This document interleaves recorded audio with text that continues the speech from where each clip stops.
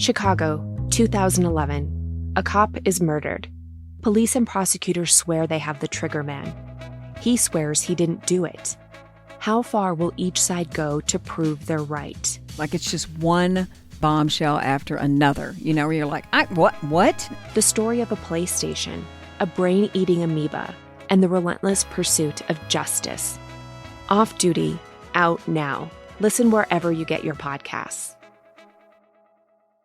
Howdy, howdy, ho, and welcome to Fantasy Fan Fellas. I'm Hayden, producer of the Fantasy Fangirls podcast and your resident lover of all things Sanderson. And I'm Steven, your bookish internet goofball, but you can call me the Smash Daddy. And we are currently deep diving Brandon Sanderson's fantasy epic, Mistborn. But here's the catch.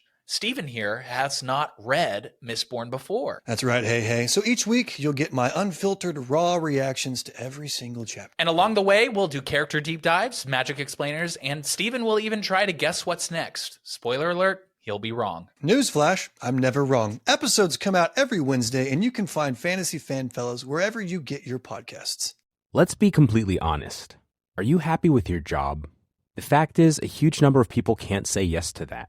Too many of us are stuck in a job we've outgrown or one we never really wanted in the first place. But we stick it out and we give reasons like, what if the next move is worse? And I've put years into this place.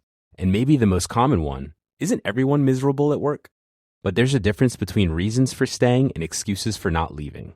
It's time to get unstuck. It's time for Strawberry.me. They match you with a certified career coach who helps you get from where you are to where you want to be, either at your existing job or by helping you find a new one. Your coach helps clarify your goals, creates a plan, and keeps you accountable along the way. Go to strawberry.me/career and get 50% off your first coaching session. That's strawberry.me/career.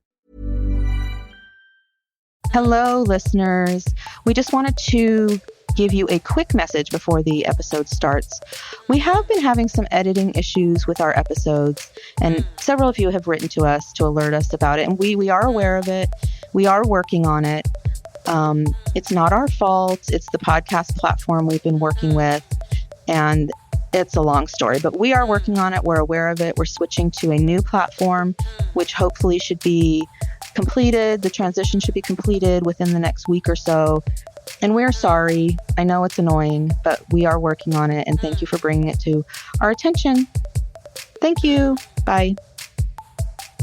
Hello, and welcome to the Psych Legal Pop Podcast.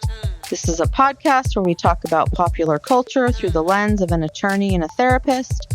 I'm Brooke Brigham. I'm the attorney. And I'm Tess Brigham. I'm the therapist. And today we are here to talk about Sister Wives.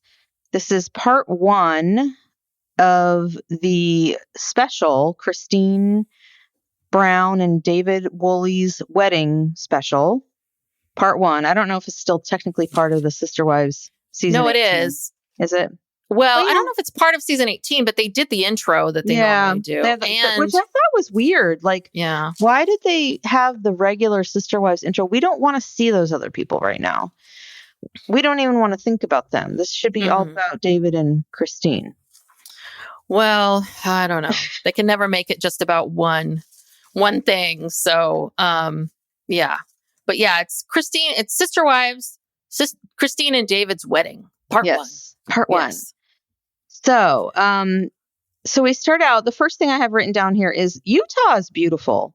Yes. You know what? I want to go there so badly because I don't know, for some reason on Instagram, I follow a lot of like travel pages and whatever. And I'm always seeing posts about Utah and places to go in Utah. And it's just, every one of it's just like, my God, this one state has all this beautiful stuff. Yeah. I think at first when I saw where they had, them outside that place, I thought that it was Christine's house in Salt Lake because it looks very similar, like the duplex. But then I was like, oh, it's in Moab. And I was like, this is gorgeous. I'm like, when they went on that little riverboat cruise thing, I was like, that's awesome, down the Colorado River. I was like, yes, I want to go there.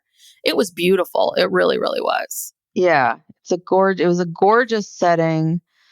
So I guess this, I don't know what you want to call it, this venue it's like a lodge, wedding venue, but I think you can stay there. So it's kind of up a ways, I think, in the, it's not, obviously not like in the center of town. You have to like drive up to it. So anyway, it looks like they rented all of these Airbnbs or rented some places for everybody in town to gather and stay. And so it starts out with, we see David and Christine. I can't remember if they start out with a confessional or we just start seeing like people start arriving. Well, people start arriving and she's like, oh, they're my sisters. I'm so excited. And then they go to these confessionals of the two of them talking about, right, how they met. And we Christine does change the story a little bit. But like I mean, it was a little different than what we were saying before. But she admits that she saw him, she stalked him, she messaged him.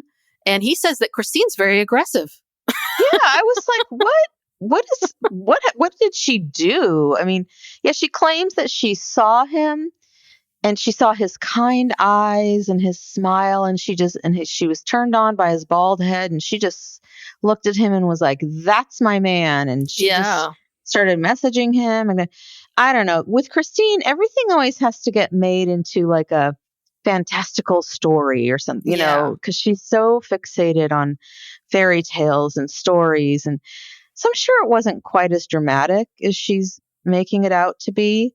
But I did think that was funny that he said she was aggressive, but he also said he saw her and she was hot. So, he was. She like had a glow about her. Yeah. But I think it was probably a little more mellow. Like she saw him, was attracted to his look, messaged him, and went from there. Like how most people meet. Exactly. Well, that's the thing throughout this whole show, this whole episode. It becomes very apparent just God how naive, sheltered, like whatever Christine is. The bar is so low for her. It is so low with Kody. That everything David does is just automatically 1,000 times better because Kody was such a piece of shit husband. Yeah. That she just, I mean, what I think is definitely the theme of this wedding is we all love David so much that it brings us to tears and Cody's a piece of shit. I know it. You know it. Christine's dad knows it. Right. Christine's dad was like, oh, thank God. Rex knows it. I think the people all over Moab know it. I mean, it was just like, that was the theme of this, was just about everyone so excited for her. So excited that Cody's such an asshole. Oh, because I know. Then the next thing is Janelle's confessional of her saying that I think what I really love is David really helps Christine with things. And then, Kody, one of these issues that she had was Kody was never present for party prep and helping. Yeah. And then we get this scene party. And then we get this scene of like Christine, like spinning, mixing a bowl in the kitchen. And then Kody in the living room, like, hey, this is my new phone. What do you think? I'm like, oh God, you guys are not sparing any punches. You're just going to go right in there. So. Yeah. Well, and it also comes out that, I guess David in the beginning was kind of pretending that he didn't know who she was. Mm-hmm. And, after a couple dates, she just, tells him everything. And he's like, yeah, I don't live under a rock. I feel like that should have been conversation, like the first date. But I remember him saying when she first contacted him, his daughter said, I think you're being catfished. Like that can't possibly be the real Christine Brown. Yeah. So I don't know. Maybe he was just, I don't know. I can understand him not saying anything on the first date. That doesn't feel creepy or weird. I think he was kind of like half going, okay, she's a real person. And they talked on the phone for a while. And then she was like, we have to meet. And that's when he said, she's very aggressive. So I think that he was probably just like, okay, let me feel this out. Like, let me see what this is. And then, if she brings it up, I'll say something. But I don't know. I get the sense I'm with David on this one. I don't know if I would have like led with that one. But I think it would have been weird. I think it would be weird if he turned to her and went, you are?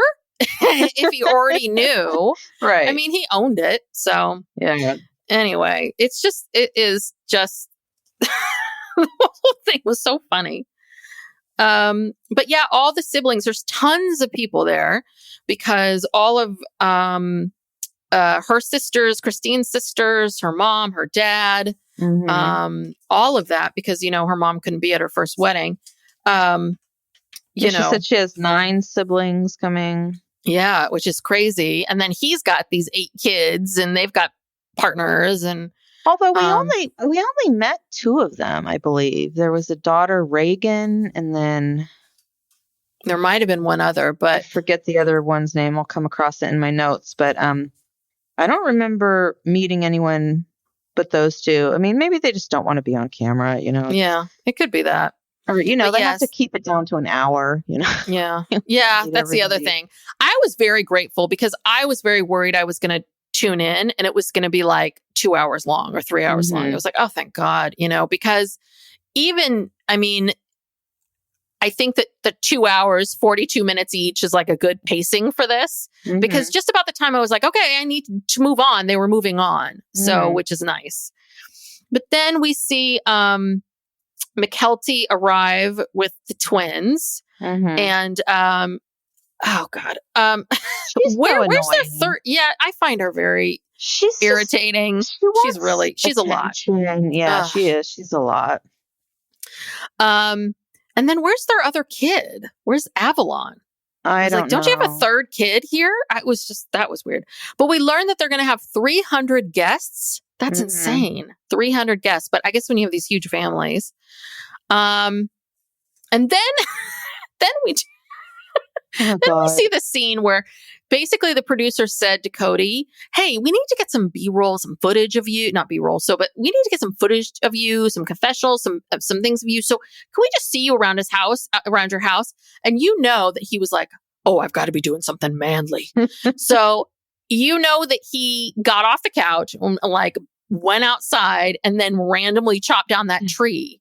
Because why? A random tree in the middle of a cluster of trees that did not need to be cut down.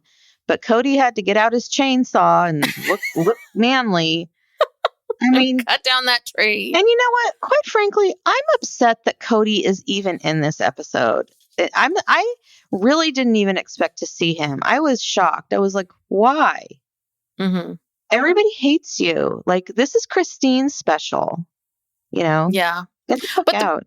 But the thing is that it's a Sister Wives, right? So that's why we have to keep, going back to everybody and finding out how they feel about everything.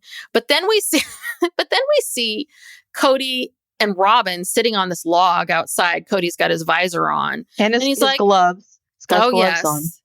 And he's like, oh, well, I know about the wedding, because I saw the invite at my sister's house. So I guess,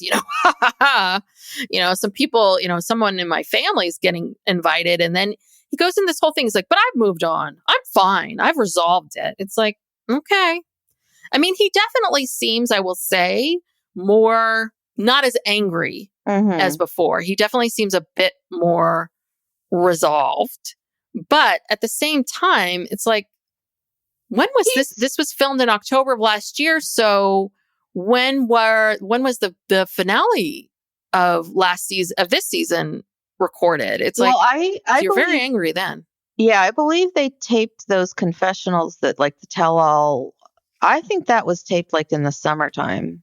Okay. So he's had a couple months to cool down.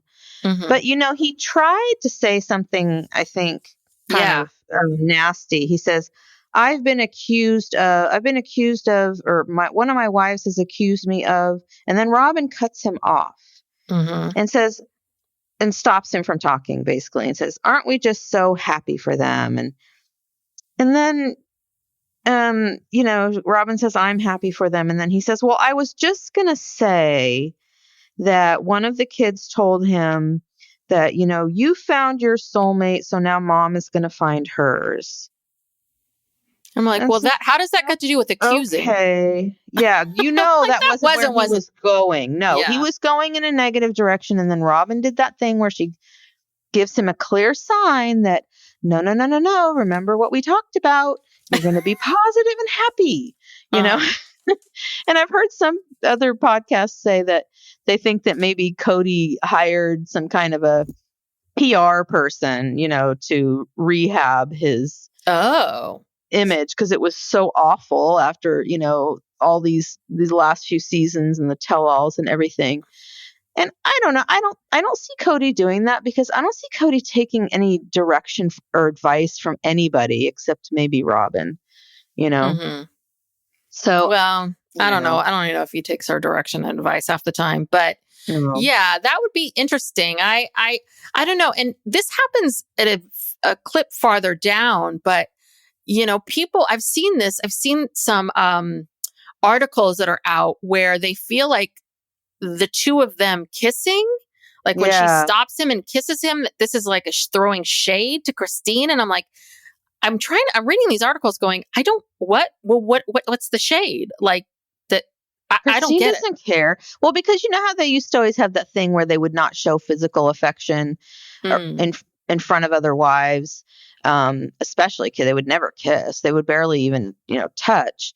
Mm-hmm. So maybe it's this thing like, okay, well, finally I can do that. I can kiss him because, you know, everyone else is gone. So maybe that was the motivation. Maybe they set that whole scene up. Who knows? Those two are just. Yeah, I didn't understand that. I didn't understand how that was the shade, but that makes sense. I mean, I get it. She's not supposed to kiss, but I feel like we're so beyond that now. Yeah. Like, how is that throwing shade to Christine? What does she care? You know? I thought that was weird. And then we are back to Mykelti. I really dislike Mykelti. I really felt like she was just trying to suck the air out of the room all the time. She just wants so much attention. Yeah. Well, she's like, oh, I love to tease. If I tease you, you know that means that I love you. I'm like, okay, so teasing's your love language, but it's annoying. Like it's not fun or funny or it's just kind of really just irritating. Yeah. And then we hear David talk about how this is the first time I heard this.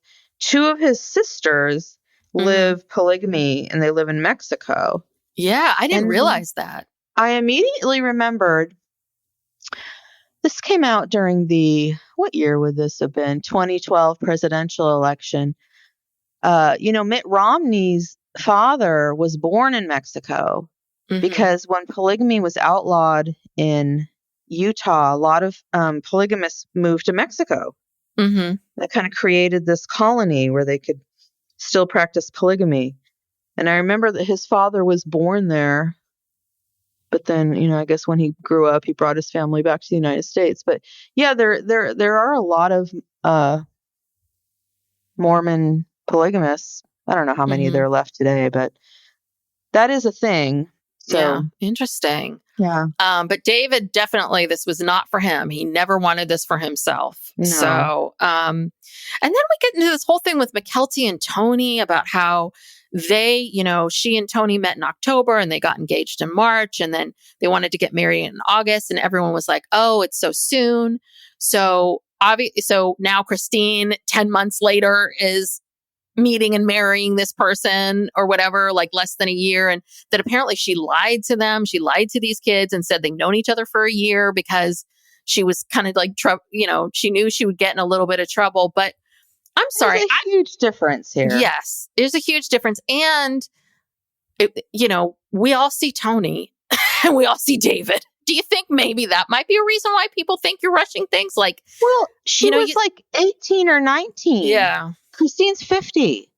I'm sorry that this is apples and oranges. Like this is just, again, one more stupid thing that Mykelti's talking about. Yeah. And then this becomes her teasing. And then it's like, yeah, she really does want the center of attention all the time. Like everything does come back to her. It really does. Ugh. Yeah. So at Christine's first wedding, it was really small, no dancing, no cake cutting. So she is super excited for the big wedding. And again, this is part of her fantasy. She had the first date with David and she had another date that same day. Yeah. That she canceled. And she told the matchmaker, I've fallen in love. I found the one. Goodbye. That's a little hasty. I mean, I can see maybe not wanting to go on the next date. Maybe you're tired and you're just kind of burnt, but like, God, you call everyone. I mean, again, I think you're right that this is a bit of like, she's, these stories always have to have this interest, this, drama to them. Yeah, she's really, throughout this whole episode, she's just so giddy. She's so, she's like a teenager. Yeah. Well, you know what? Because someone loves her. I know. This is her first time being loved and in love. Yes. Really, truly being loved. It's like she is, I don't know what the term is for it now is, but they used to call it, whipped or, whatever. Whatever the kids are saying. What is it? Dickmatized? Oh, she's definitely dickmatized. Oh, yes. Because we see next episode and we see the two of them kissing. I'm like, oh Jesus, God. Get a room. Yes, it was. It was like, God damn it. And then there's a part I saw where everyone's surrounding them, like David's sitting on a chair in the middle. And she like mounts him. Is grinding on him. I'm like, hello. Like, whoa, Christine. Yeah. This is how love-starved this woman is. I know. Love-starved. So starved, almost to death.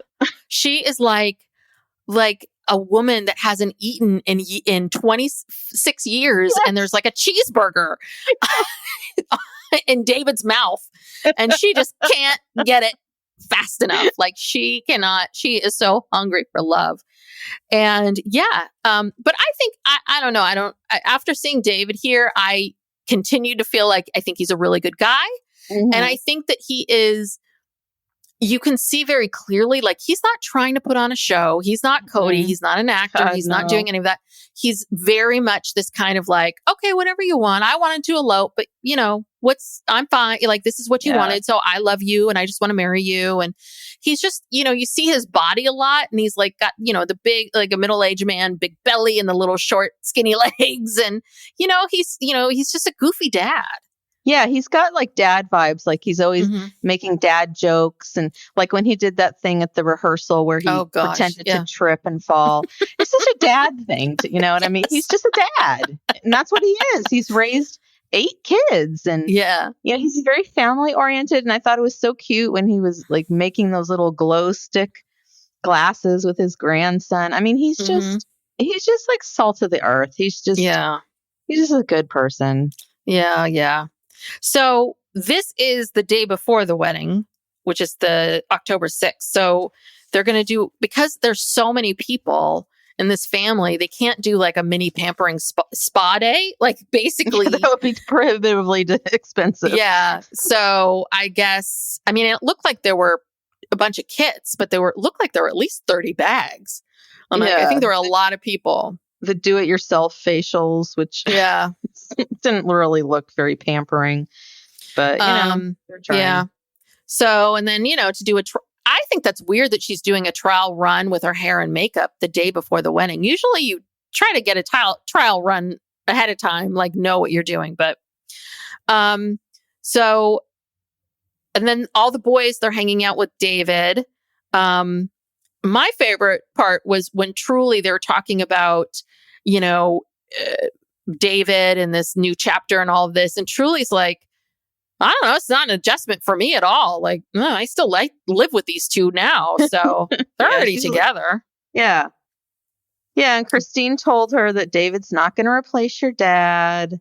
And, I think he already has. Yes, he has. David is raising her now. And Kody, how often does he see her? Yeah. And they talked about how neither one of them had ever lived with a guy full time. This was new for both of them. So poor Truly, because the show started when Truly was born. Mm-hmm. I bet you anything that Truly of any of those kids probably feels like she hasn't had a father. Yeah. Truly, Robin and Truly showed up at the same time. So I bet you anything, Truly's like, ooh, this is weird to live with this guy. Yeah, to have someone interested in me and, prioritizing me and, caring for me. Yeah, totally new concept. Just like for Christine, both of them. So this was the first. So, yeah, we hear about how all of Christine's daughters like him. Everyone likes him. We meet Ray, who's David's daughter. Yeah, that's all I have for that. Yeah. And then we cut to Parowan. Yes. I was like, I think the producers were like, oh, crap. Oh, God. Where's Mary? That's right. Because we put that intro in the beginning. we made this a Sister Wives show. We got to go. Right. We got to go find Mary. She has to make one appearance, and that's all she does. She makes an appearance for about 1 minute. No, she made that appearance, and then she made another appearance. She makes two very short appearances. I don't remember the second one, but yeah, it's early October, so she's getting the inn ready for Halloween. Yeah, she's decorating. Yes. So, but she is very, and again, I think that these clips, they'll show you, I think, the growth that Mary has made in her life, because just the way in which she says, and you really feel it, like she's really happy for Christine. I'm happy for her. I'm happy that she's, that this is her life. She understands, it's like she's fine with the fact, or accepts the fact that she's not at the wedding. She loves she wants the best for Christine, and she's happy for her. She wants to find the same thing. Yeah. Yeah. So it was really nice to see, because I was like, no, this is very grounded. Very, very grounded. Yeah. Oh, and so I guess they got married at the Red Cliffs Lodge. And that's when the wedding. So, God, we got to go to this Red Cliffs Lodge. I wonder if they only have it for weddings, or if you can just go there on your own and get a room. I don't know. And then get a ticket for that boat, that little floating bar boat thing. No, that's great. You have dinner out there on that little deck area where they had the ceremony. Be lovely. Yeah. So, who is this? Oh, Janelle said that the more time she spends with David, the more she likes him. And then, this is the part that is it's so emotional for everybody, because Christine's just trying, she sees Janelle is there, and Janelle's kids, and everyone's there, and she's saying hello to everyone. And she gets really emotional just telling people about the ceremony and the, what they need to do for the rehearsal and all of it. She's so overwhelmed. And I love that Truly, I think they don't like titles, but I guess Trudy's acting as a flower girl, because she's giving them the rings, I think. I think that's what she said. Yeah. Someone said that there weren't official, she didn't have a maid of honor or whatever. It was just that all the grandchildren and probably Truly were going to, just kind of walk down the aisle, and then Peyton is going to walk her to the end of the aisle where her dad will be, and then her dad will give her away to David. Yeah. So yeah, everybody's there. All of Janelle's kids are there. Maddie and Caleb, everybody. I didn't see Daddy Logan, and I didn't see Garrison. Well, they eventually show up, because we see. Okay, I mean, we see them later on. Okay. We've seen the pictures. Oh yeah, that's true. On social media, everybody was there. Well, I also just wonder if not Garrison so much, but as Daddy Logan, I wonder for him if he's like, you know what, I don't need to talk. Bye. If he really avoids. Oh, I don't think he'll be interviewed. Yeah. No, I think he really avoids that stuff. Yeah. Yeah. Yeah. So, and then this is where Annie, her mom, gets really emotional and overwhelmed, because because of the fact that she had left the church by the time she got married. Christine got married the first time, that she couldn't be there, which is really so unbelievable. She made Christine's wedding dress, I think, even though we all hate it. I mean, she put the time and care into making it. I'm sure she wanted to be there, but, she couldn't technically be there because she was no longer in the church. And so that's why you really have to question things, like your own mother. Yeah. Because she made a different choice than you, even though you're still part of the church, and your mother makes her own independent choice. She can't be here. Yeah. And that's the part that feels very culty, about this. That feels very because this is the stuff they do in Scientology and every cult we've talked about or seen. Yeah. This isolation of isolation. People. Yeah, totally. And she said, Christine says this, or does Annie say this? saying that the other is the most amazing, courageous person I know. Yeah, Annie says it. Annie says that about Mhm. Christine, right? Mm-hmm. Yeah, it's very sweet. Christine's family they all seem so nice. And, Yeah. even the stuff she said about her dad, like, yeah, he doesn't seem like, it seems like she was, he, despite them being in this weird cult, Mm-hmm. he seemed to say things to her that were very common sense. And I Yeah. don't know. Yeah. Well, and then we get Kody in a confessional. Now, Ugh. and I need to talk about the outfit for a second. He's got a blazer on, this blue blazer that looks like it's part of a suit. So it's Mhm. not like a casual blazer. It's like a Right. suit blazer. And it's kind of ill-fitting. It's kind of tight.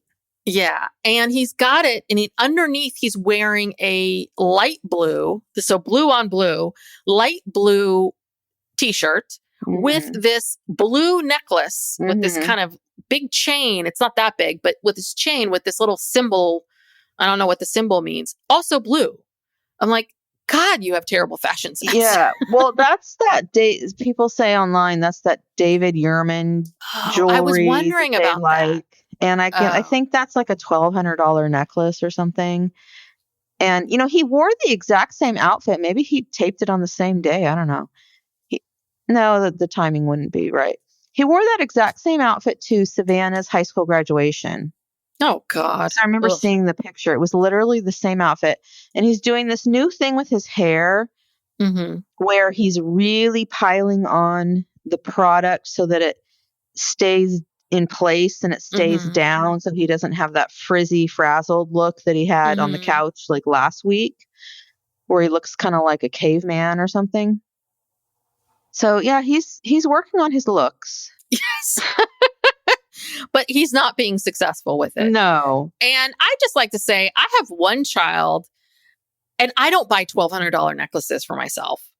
Like that drives me friggin' nuts. And I do not know how these people support their lives. Like, how can you afford? Because you and I talk about this. You and I talk about this all the time where, we're in these positions where we both earn a good living, but it's really hard to keep up because it's just everything's so, it's part of it's the world that we live in today. That's everything's topsy-turvy. But I'm like, God, how can you guys afford this stuff? Like, are you really getting paid that much? No, they can't afford it. I bet you they're in debt.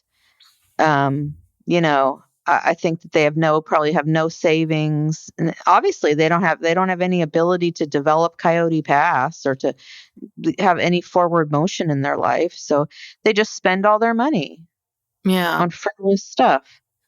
God, like David Yurman probably loves them. Yeah. So then he goes. Sorry. Oh, go ahead. Yeah. He then, of course, he has to put his 2 cents in about. Yes. No, go ahead. You say it. Well, he says, my wedding to Christine was lackluster. I mean, Jesus Christ. Yeah. Really? He's like, I had a vacant look in my eyes or something like that. And he said, I had 2 other wives that were miserable. It was not a good day. I hope Christine gets her great day. Yeah, he was going into this thing. That's what that 1,000-yard stare. I'm like, what does that mean? 1,000 yards. Is that like a blank stare? Yeah, where you're just kind of staring off into space, overwhelmed, And he said, my 2 other wives aren't getting along, and they're not in the emotional condition. That's how he's phrasing it now. Emotional condition, whatever that is, to be in a good place. I don't know. So why were you marrying somebody else? When you have 2 wives who are miserable, why don't you work on that? Yeah. Yeah. So, but what is so crazy about this is, didn't you just say to us that you're over this? You're resolved? Yeah. I mean, I really want to know, like, when did they shoot that confessional and when did they shoot when he was, chopping down the tree, but now you're showing us that you're not over it because you're still angry. You're still talking about how crappy the first wedding was. And it's like, this was the kindest thing that you could say. This was you dug deep inside of this and that's what you thought of. It's like, God, Kody, I think Jesus Christ. Yeah, it just depends on the day, whatever day you catch Kody. I mean, and I'm sure that they plucked that scene out of obscurity to just put it in there because it wouldn't be a show if we didn't have one scene of Kody putting somebody down, usually Christine. But then he says, if Christine is happy, if David is digging on her, then I'm happy for them. Digging on her. David is digging on her. Like it's almost like he's saying, well, hard to believe that some guy would find her sexually attractive or desirable. But if that's what he likes, then, good for him. I mean, it's just such a rude comment. Yeah. Just crude and rude. Yeah. I hate him. I know. This is the last Me time he too. appears in this episode. I hope so. He better not appear in the finale with the wedding and stuff. That we don't need that. We don't need him ruining that episode. All right, hear this, Puddle Monkey. I'm Take pissed. any Kody out of that next episode. Please edit it out. And then we get to the riverboat. That was so exciting. I was like, oh, this is so cool. It's a floating bar. Yes, yes. She describes it. Yeah, that looks like such fun. And Christine chugs a beer. Now, I've heard, because she says that I drink now, in my first wedding, no alcohol, but I drink now. I have tattoos, all of this. But the thing is that I've heard from people, again, none of this is corroborated, but I've heard from people like bartenders and waiters in Las Vegas that the Browns were always drinking. That the Browns drank a lot. Like it wasn't like, and maybe prior to the show, they really no alcohol, no nothing, but something changed in the last 10 years because apparently they do drink. And that irritates me that they're all like, they're acting like, ooh, this is all new. Yeah, well, they were still wearing like the long sleeve shirts with the tank tops over it. Ugh, when they first got to Vegas anyway. For a while. God. And Christine just can't wait. She just loves to show her shoulders and, where she's just living it up. She's feeling herself. Yeah, she is feeling herself. But and then Janelle makes a speech, which was kind of surprising, because she's pretty shy, but she gets up, she makes a speech talking about how she's so excited to be part of the deal, because Christine said, Janelle and her kids are part of the deal. And, that was a very emotional moment with the two of them. Yeah. It was really nice. And it was very Janelle, direct to the point. Yeah. Like, there we go. But then we hear from Janelle, and I'm really glad that she said this because, she says, I have big plans. I have big adventurous plans lined up and it does not involve a man. And I think this is one thing that really bugs me about what we do to especially women, mainly women, where we always make it so like, the only way Janelle could feel fulfilled is to meet a man and get back into a relationship. And it's like, no, that's Christine. That's what she wanted. And she never felt satisfied in her relationship with Kody. But I think Janelle did. I think Janelle felt satisfied. I think she felt like she had a good relationship with Kody and she was satisfied by the marriage and she doesn't have all this animosity and anger towards him the way, the way Christine does. And I think that for her, she's like, this isn't my next chapter. I felt loved. He may be saying that he didn't. Until she didn't. Yeah. She was in love and he satisfied her until he didn't. And I mean, I feel the same way. And I'm a woman of a certain age. I'm Janelle's age. And I get that all the time. People always want to know, well, are you dating? This and that. And it's like, I just hate that because then I feel like I have to justify my existence. Like, and I don't. It's like, if I wanted to be dating, I would be dating. So obviously I don't want to. And again, sometimes men interfere with your life and interfere with your plans. And like Janelle's saying, I have big plans. If I get involved in a relationship, then maybe that will curtail my plans. Then I've got to adjust my plans. I've got to adjust my life. And it's like, no, I want to do these other things without having to worry about another person. And, it's just so sexist. And, we have to stop doing that to women. Yeah. And, especially too, like, when you're in your childbearing years, there's a little more pressure to, if you want to have children, yeah, there is pressure to couple up and have children, whatever. But once you get into your 50s, it's like that's not even an issue anymore. Yeah. Yeah. So it's just like I'm not thinking about that. I'm thinking about what do I want to do after spending 20 years working my ass off as a single parent? What do I want to do now for myself, not for a man? Anyway, that's my rant. Well, no. But I think you're absolutely right. And what drove me crazy is before I met Steve, I would get that all the time. Like people would ask me that. And it was like, I never quite knew what to say because there were pockets of my life where I did. Like when you do want a relationship, it doesn't feel great. Like it makes you feel like you're a loser. And then, but there were also times where it was like, I had bigger fish to fry. Like I had I had a career to build and things to do. And a lot of times I would get that, and I'd get it a lot from people who were like desperately looking, themselves. And I'm like, listen, I remember I had this actor friend, and I think I was 24, 25, and he was like early 30s. He wanted to get married, he or 30 something. He wanted to get married, but he would always ask me if I was dating someone. I'm like, I'm not at your place. I'm not there. I don't care. Yeah. And we all know that women are happier, live longer when they don't have husbands. It's men need women. Women don't need men. Right. They really don't. So, it is incredibly sexist, and I'm glad Janelle's like putting her foot down because it's not fair to her or to assume that that's what she, it's like you're not complete unless you have a man. And the craziest thing is, and I say this to my clients, is, they'll be upset because they're not in a relationship. And I'm like, listen, you could be in a relationship.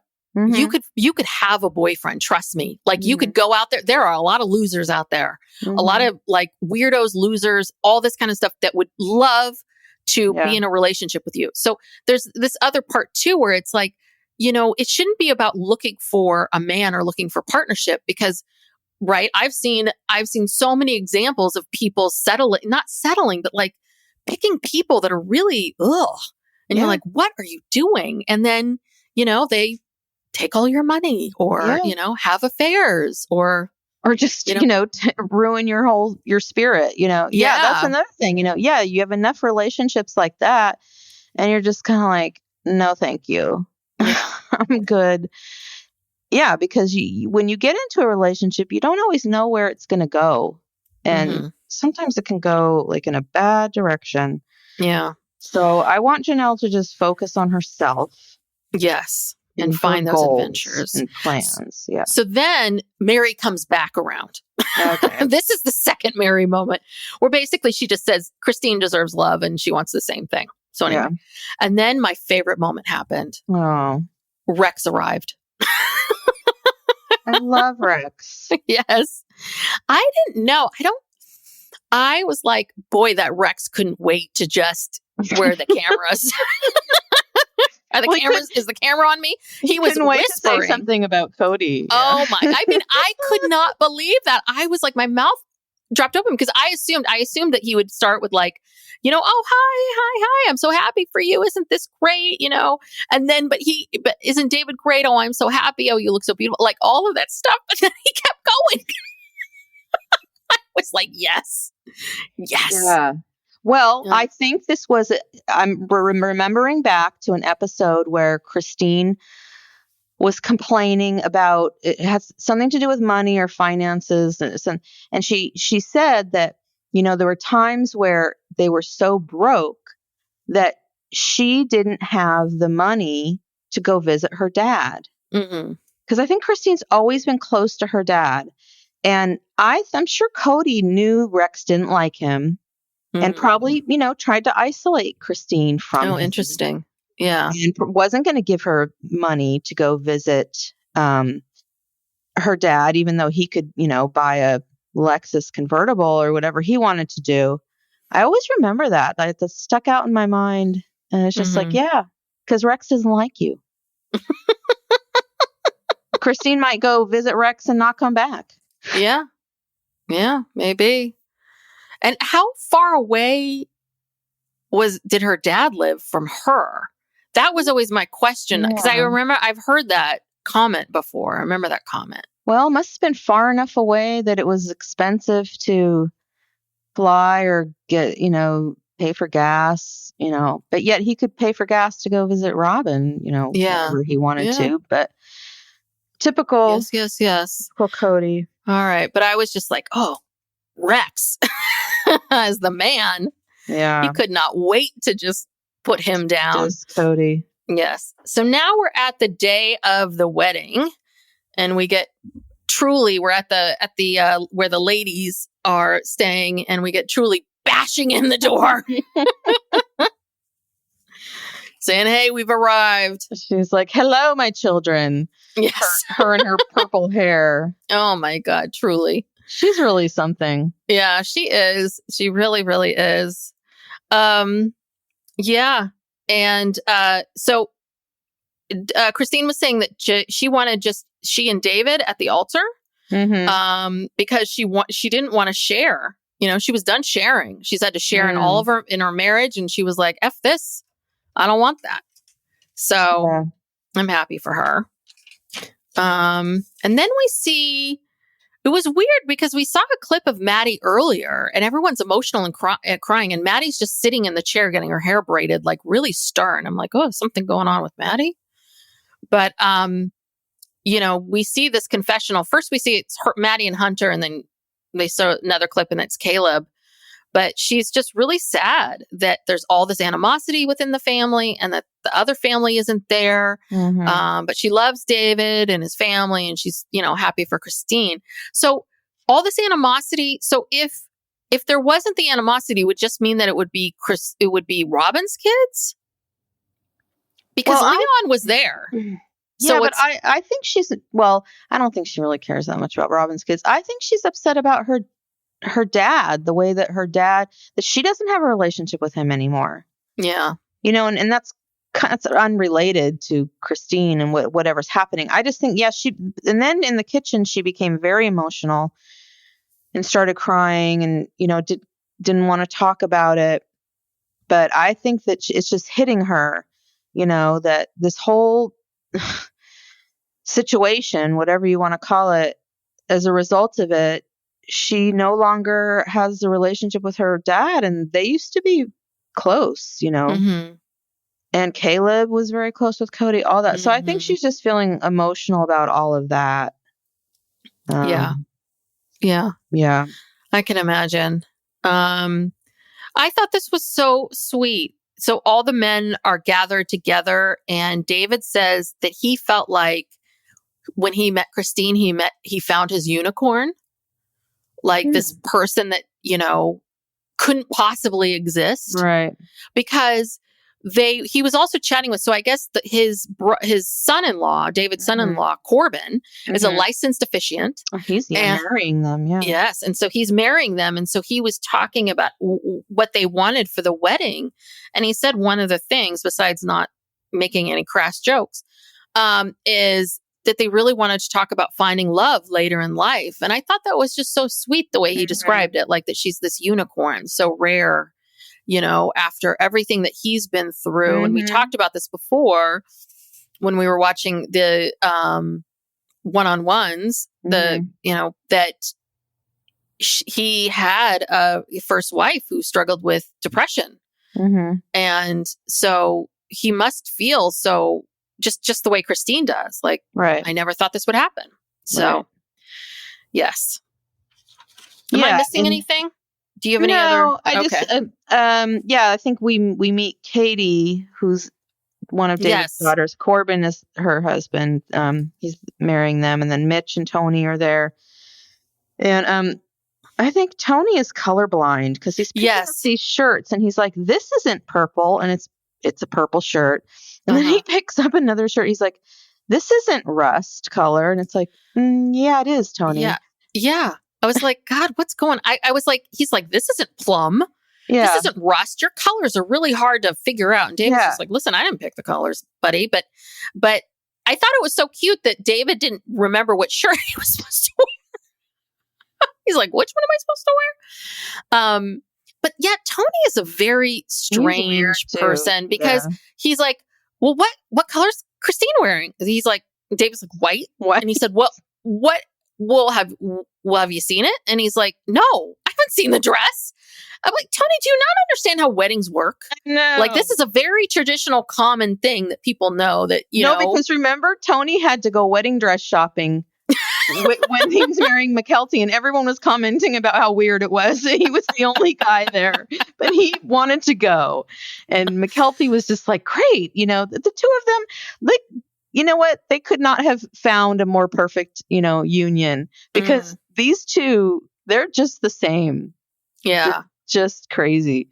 Well, and they also really like I think Tony also likes being the center of attention. I think Tony also, because every goddamn scene that he's in, it's like, I don't hear from anybody else but him. Yeah. You don't I'm like, remember, did anyone else talk? No.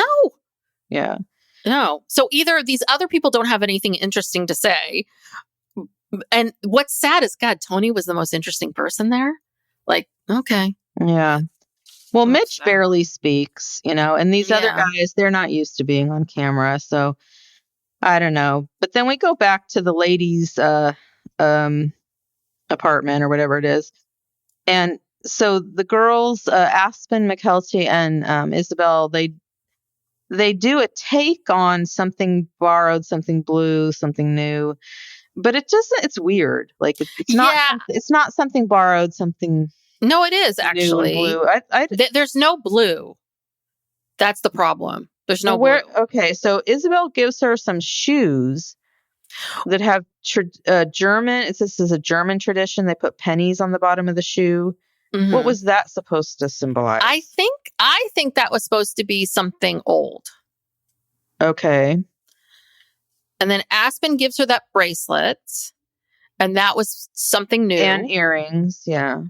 Well, no, but Kelty gives her borrowed. the earrings and the cake cutters and all of that. So I think those are all borrowed. So they missed the blue. Okay. So maybe something was blue in there that we missed. And that's the other thing that's so weird is like McKelty acts like she's being the most generous human being on earth. Like, you can wear my earrings, or I thought those were Aspen's earrings. Oh, was that Aspen? Yeah, because Christine said, "Oh, these are the ones you wore at your wedding." I thought it was McKelty. I thought it was Aspen. Doesn't matter. Well, I think it doesn't matter, but things. Yeah, but I just think that, like, okay, and she's acting like it's so special that you can use the cake cutter and the knife from cutting my wedding cake. Is that such a big deal for people? I thought that was weird. Anyway, No. I just wrote down there's nothing blue. And then we get into this discussion with Isabel and Aspen about whether or not do we call David a stepdad? It feels very foreign to them to call anybody a stepdad. So, and I think both of them were like, maybe we should just call him David. Yeah. Yeah, I just say, like, anything just sounds so antiquated and negative. I mean, the evil stepmother is like a trope throughout all of, literature, movies and whatever. So why anyone would want to be called a step anything is beyond me. Just call him by his name. Yeah. Or I don't know. I think that if you feel this pull, and he feels like Truly might decide, I'm going to call him dad. I don't know. Maybe well, and then Kody. Kody. Maybe not in front of Kody, but yeah, because then he comes on. We see him again. I forgot about this. He comes on. He says, "Well, I think Truly's old enough that she's never going to refer to David as her dad or stepdad or anything like that." And I'm like, don't be too sure, Kody. Yeah. Don't be too sure. I don't know. I mean, obviously for this past year, David has been essentially a dad to Truly. Yeah. He sees her all the time. And of course, Cody's been like, yeah, Christine took my child away from me. It's all her fault. But not like Kody could get in his car and drive to Utah and see her. No, that would be too hard. FYI. But I could see Truly maybe doing that. I don't know. I think David's so great. I want to call him dad. Yeah. So, and then who was that? Was that Caleb. It was Caleb, Maddie, and Hunter. Oh, yeah, I know in the confessional, but did we see Garrison? Not yet. I don't think Or he's no, or arrived. okay, We okay. haven't seen him yet. Yeah. We haven't seen Garrison, Leon, or Logan. Yeah. Yeah. Oh, this was the other thing about Tony that was driving me crazy. So Tony then asks David if he's nervous. And David's like, no, but I might get emotional. And Tony's like, well, that's the same thing. And David's like, no. Shut up, Tony. You dummy. And he's absolutely right. It's not the same thing. No, it's a completely different emotion. What are you fucking talking about? This is the thing. It's like, like, I just can't. Can you imagine if you had to be around these people? Ugh. If they were in your my family God. and you had to hear these stupid comments all the time. Yeah. I wonder if David inside his head's going, this kid's an idiot. Like, what do you mean that's the same thing? This is Rust and this is Plum. You dummy. Yes. There are some things that are known quantities, okay? God. And then, yes. Oh, yeah. So I was going to say, so Caleb, Maddie, and Hunter are talking, and they're talking about how I think Hunter says Christine is like the party animal, and David is kind of the same way. They want everybody to be around and have a good time. And yeah, they've met their match. yeah. Oh, and Isabel says something. She's talking to her mom. She says she heard David, or maybe this was a talking head. I don't know. She heard David say to Christine, I love you so much. And she said, I'd never heard anyone say that to you. So that's very telling. Yeah. You know, what's so telling about this is how all of her children, Yeah. Janelle, all of Janelle's children, everybody, her parents, everybody, that there is not any love for Kody, and that all they keep talking about is, oh my God, this person loves you. This person, this person likes you. It's not even love. Yeah. It's like, he likes you. He wants to be around you. He desires you. What are the chances that, someone new comes into the family? Not everybody knows him super well. They've spent limited time with him. What are the chances that every single one of those people loves this guy? Yeah. Usually there's a few people who are like, oh, I don't know.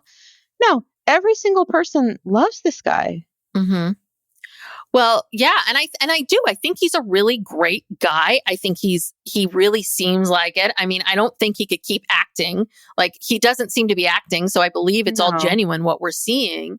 So it's that, but it's this combination of that and the fact that everybody witnessed how Kody treated her. Mm-hmm. Everybody.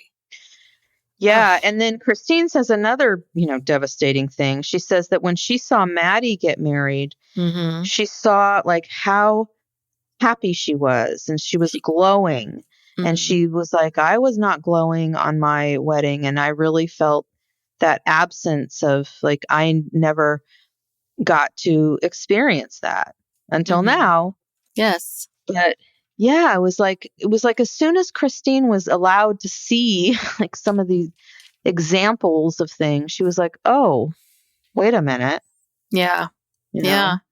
Oh God. How awful. I mean, it's awful for everyone, I think, to be caught in this weird place of, I know I'm in this horrible marriage and I'm so unhappy, but our livelihood and everything that I know is wrapped up in this, and I can't get out. I mean, which is why I believe that Annie, her mom, was so proud of her and saying, how amazing it is, because it really did take a tremendous amount of courage to be like, okay, bye.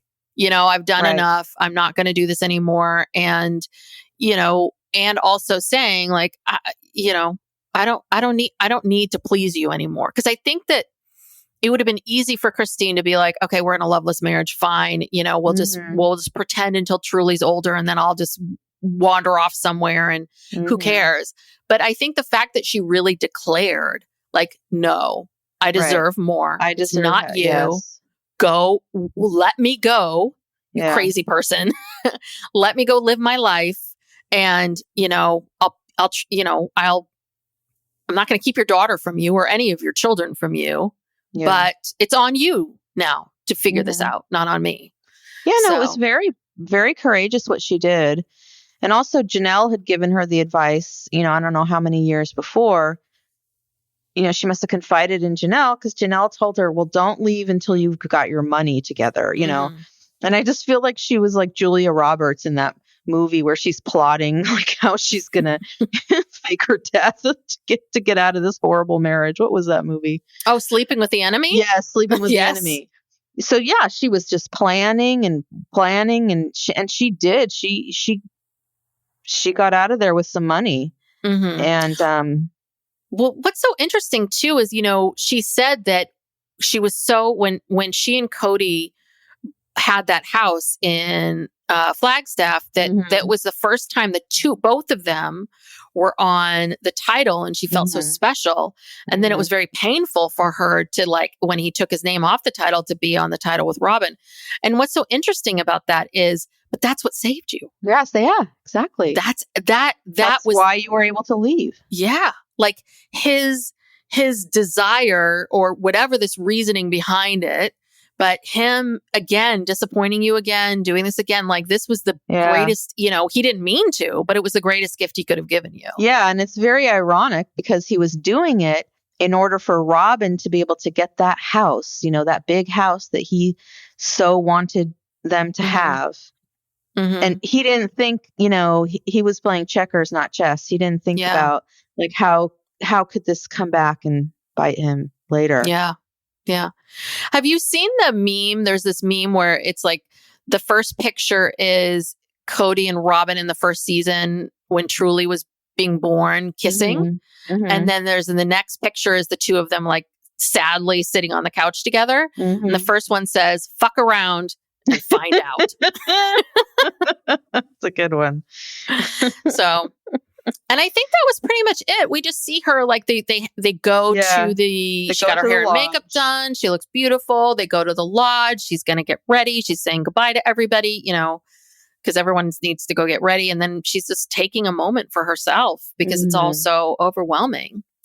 And then next week. Yeah. Oh, and then, and again, this pissed me off. We get Cody's voice. Next time on Sister Wives. I know. Can we please just take him out of these episodes? It's ruining it. No, they can't. And you know what? Who do we get to rip on? It's so fun ripping on him. And I just love that everyone in that family wants to just hates Kody. Nobody likes him. Oh my God, that dad is so frail. Like he's frailly coming over, and then he's like, "Oh, hi. Okay, where's quote unquote whispering in her ear." Yeah. God damn it, that other guy, like Kody, It's like, oh, he could not wait to say that. I'm trying to think of one person who's a Kody fan. And, McKelty and Tony, I think, had a falling out with him because she was talking shit about him, I think, and in her Not even talking shit, just being just telling the truth. You know what I mean? Yeah.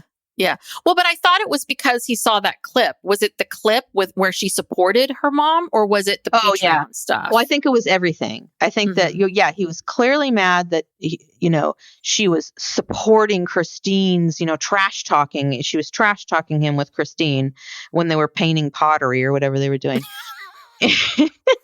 Simply because she said, Mom, I really want you to be happy. That's trash talking Kody. Where she's like, don't worry about it, don't worry about it. That's not your problem.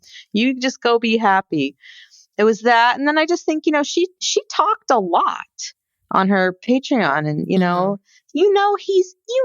he's just like we are, trolling the internet, like looking for sister wives gossip. He knows all of this stuff. Oh, yeah. But again, that's also a sign of what they do in cults and the way in which men control women, which is if you don't support me 110%, if you don't agree with everything I do or say, you're out. Mm-hmm. You're out. Yeah. You're done. And I really appreciate the fact that at least McKelty was like, oh, that's silly. I'm not going to do that. So I'm going to live my life. Goodbye. Yeah. Okay. Well, wow. Oof. That was, I laughed. I cried. I loved it. I loved very this emotional. episode. It was very emotional, this episode. Next week we get to see the ceremony. And then that will be it. So the week after, I think we're going to go back to our Tuesday Sister Wives Rewind. Yes. We'll Pick be up starting on season 6. Yeah. Yep.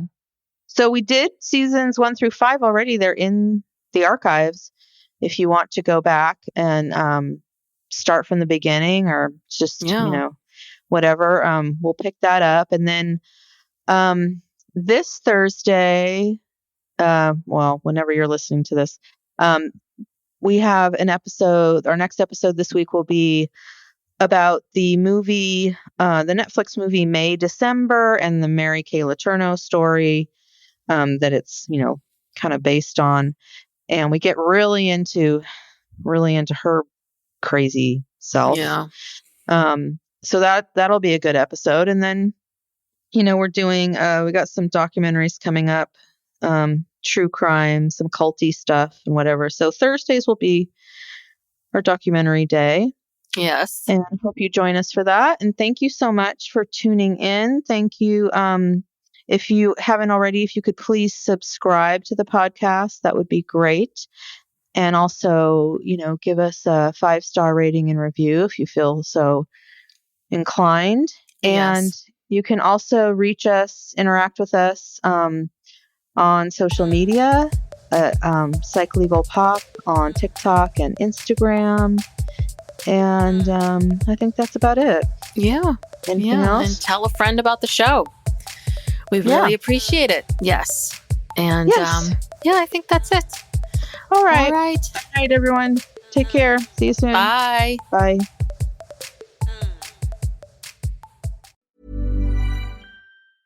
Howdy, howdy, ho, and welcome to Fantasy Fan Fellas. I'm Hayden, producer of the Fantasy Fangirls podcast and your resident lover of all things Sanderson. And I'm Steven, your bookish internet goofball, but you can call me the Smash Daddy. And we are currently deep diving Brandon Sanderson's fantasy epic, Mistborn. But here's the catch. Steven here has not read Mistborn before. That's right, hey. So each week, you'll get my unfiltered, raw reactions to every single chapter. And along the way, we'll do character deep dives, magic explainers, and Steven will even try to guess what's next. Spoiler alert, he'll be wrong. Newsflash, I'm never wrong. Episodes come out every Wednesday, and you can find Fantasy Fan Fellas wherever you get your podcasts. Give me a mountain with lots to do. Give me the sunshine, give me a dew. Give me something simple and true. All I need is sunshine and a cool, refreshing mountain dew. So give me my good friends, give me a dew. Grab some friends and an ice-cold Mountain Dew today. Mountain Dew.